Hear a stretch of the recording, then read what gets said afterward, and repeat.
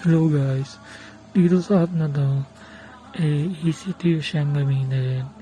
So, kailangan mo lang mag-sign up and then fill up mo lang yung mga nandyan.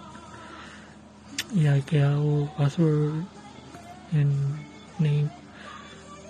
Pagkakita mo dito sa aming apps, kasi ang apps namin is only reminder lang para sa mga tao kung paano magugas ng kamay. Ito ang tawag na to, wash your hands up. And makikita mo dito sa app na to ay marami siyang guidelines na makakatulong sa ating pangangatawan at ating kalusugan.